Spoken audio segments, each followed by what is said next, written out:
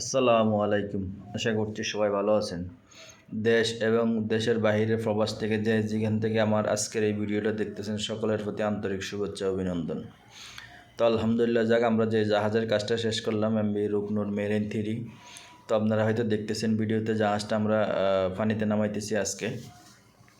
তো সকল কাজ শেষ করে আজকে জাহাজটা পানিতে নামানো হলো। এত বড় একটা জাহাজ আমরা কীভাবে পানিতে নামাই, আবার কীভাবে পানি থেকে উড়াই, তো কীভাবে পানিতে নামানো হইতেছে সম্পূর্ণ ভিডিওটা দেখলে বুঝতে পারবেন এত বড় জাহাজগুলো আমরা কীভাবে ট্রলির মাধ্যমে শিপইয়ার্ডের সেলাইতে উড়াই, আবার কাজ শেষ করে রঙের কাজ থাকে, প্লেটের কাজ থাকে, ওয়েল্ডিংয়ের কাজ থাকে, ইঞ্জিনের কাজ থাকে, পুরো জাহাজের রিপেয়ারের কাজ থাকে। সব কাজ শেষ করে রঙের কাজ শেষ করে আমরা আবার সেই জাহাজটাকে নদীতে ভাসাই, নদী থেকে তুলে আবার নদীতেই ভাসায় দিতে হয়।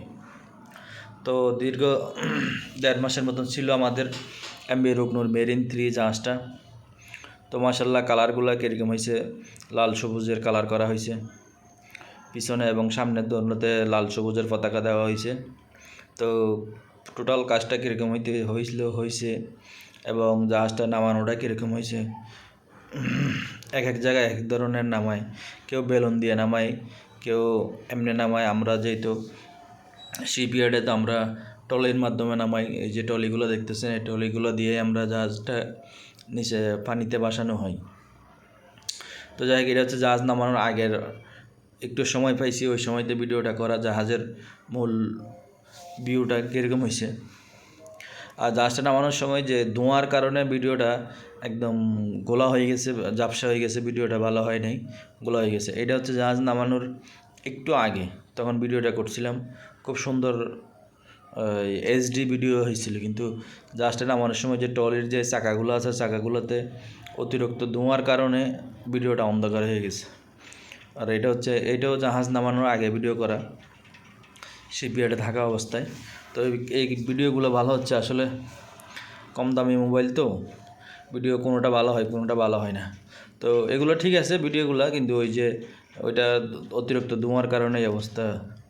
তো এই যে জাহাজটা অলরেডি নদীতে চলে গেছে, যে নদীতে যায় ওইখানে নোঙর ফেলছে, আমাদের শিপইয়ার্ডের সামনে আছে, ওইখানে যে নোঙর করছে আর কি। তো আস্তে ধীরে আর টুকিটাকি কিছু ফাইনাল কাজ আছে, কাজ এগুলো শেষ হইলে হয়তো 2-1 দিনের মধ্যেই ডেলিভারি হবে ইনশাল্লাহ।